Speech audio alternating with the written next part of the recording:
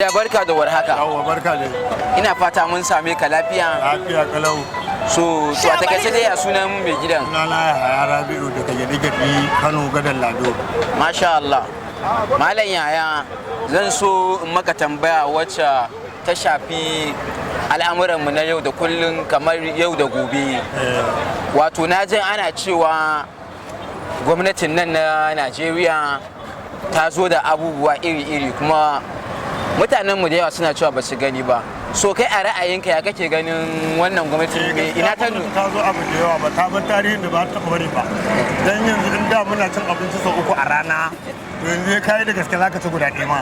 Don wani zubin da masara muke kokarin mu ci da zogale da rama. Abin haka ya koma.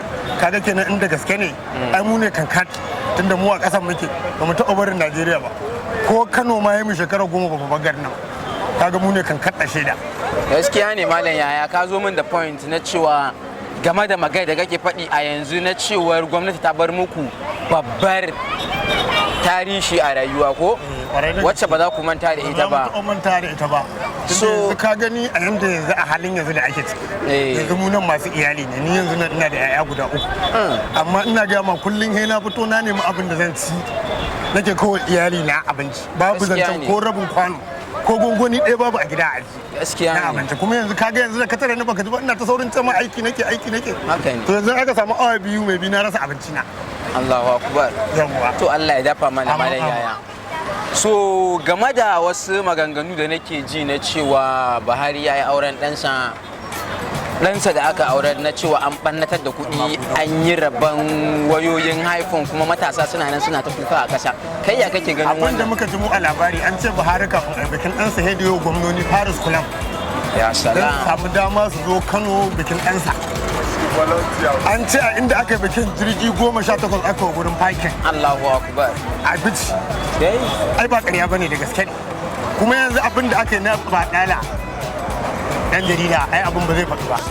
Allahu akbar to jama'a kuna dai jin ra'ayoyin mutane game da wahalhalun da ake ciki so ni dai a yanzu a matsayina na ɗan jarida ban san ma me zan ce ba game da koken Malam Yaya so fatan mu dai Allah ubangiji ya gyara mana Allah ubangiji ya ƙara wa ƙasar mu lafiya Kawo mana gaba wata ɗaya gwamnatin gaba saboda mu yanda muka ɗauka mulkin Najeriya. Wani fim ne ake shiryawa series. Episode. Allahu In wani akbar ya wuce ta bi da abin kamar suna mana beating brand ne.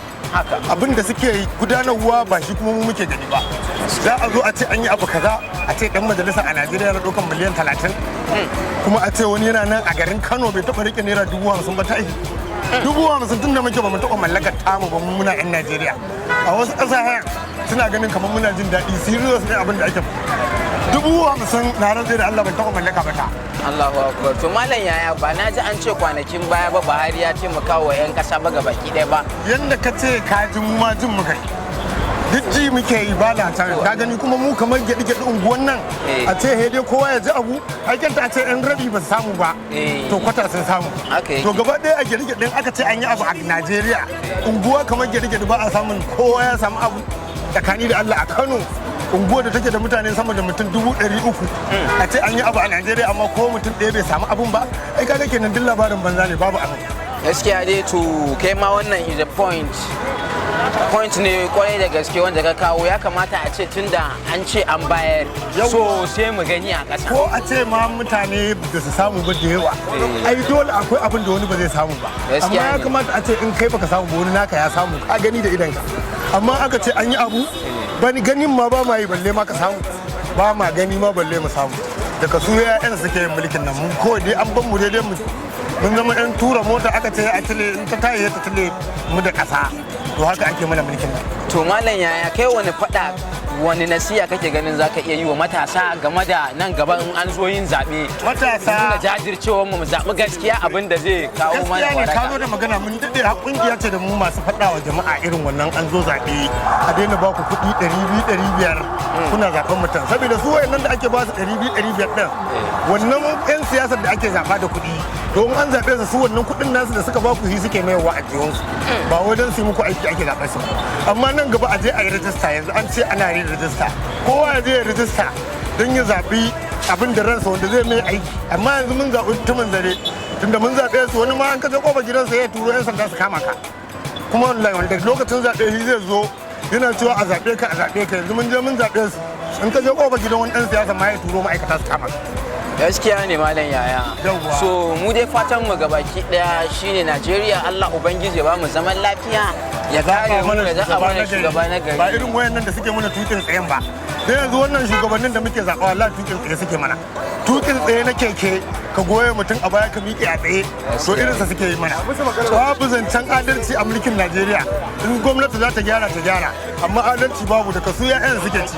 A gyara, in ni ne ma kudirin da zan bai gwamnati ta soke sanatoci a daina zaɓar su. 'Yan majalisun nan sun isa su mana komai.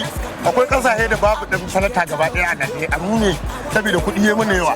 Adalci ɗaya gwamnati ta gyara, a daina zaɓen sanatoci. Samari su daina zuwa suna zaɓen mutum in ya ba su kuɗi, a zaɓi mutumin da ya cancanta, a zaɓi mutumin da aka san zai mana adalci, ba wanda ya dada ka Amerika ba ya gama neman kuɗi kawai ya zo ni garin ku ya ce ya tsaya takara a zaɓe shi.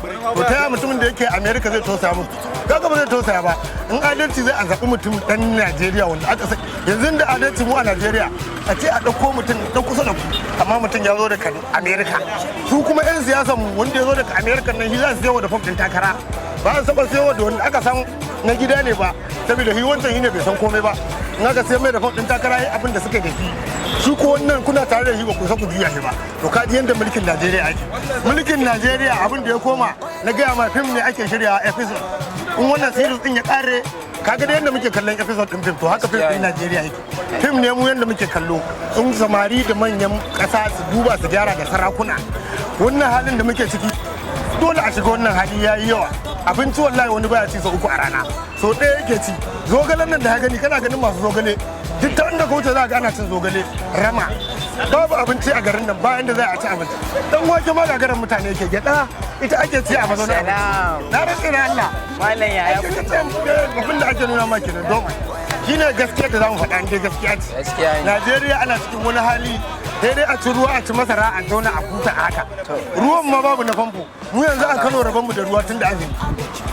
Tun da azumi rabon mu da ruwa. To ƴan uwana musulmai, ya kamata dai ku ji koken malam yaya da abubuwan da ya zo muku da shi. Kada lokacin zaɓe ya zo wani ya ruɗe ka da wani 200, 300 naira. Kada wani ya zo da kuɗi mutum ya je karɓa. To gaskiya bai kamata ba. A je a yi rijista don a zaɓi 'yanci. Gaskiya ne, a zaɓi 'yanci. Rijista a zaɓi 'yancin ka. Saboda ita ƙuri'an ne ita ce 'yancin ka. Ita za ta tauraya ma wanda ya cuce ka da. Amma in baka yi rijista ba, ta yaya za ka sauya wancan da ya cuce ka da? Yanzu ka zaɓi wanda ranka shi yake so. Amma muna cikin wani hali a Najeriya. Duk baka duba samari ne a nan, duk mota muke loda. Lodi muke a bakin titi. A Najeriya kuma mu 'yan Najeriya. 'Yan Najeriya cikin ƴan lodi ƙasa ma. muke yi 500 wani yake samu. A nan ga mu nan wani bai taɓa rike naira 50,000 ba da kansa. Ta ita kansa ɗan Najeriya a Kano. Mun ji dai koken malam yaya, so fatan mu dai Allah ubangiji ya kiyaye, ya ƙara mana lafiya baki ɗaya, ya kama mana shugaban da zai sa mu ji daɗi nan gaba. So mun gode malam yaya, Allah ya saka da alkai. Amin, mun gode malam yaya.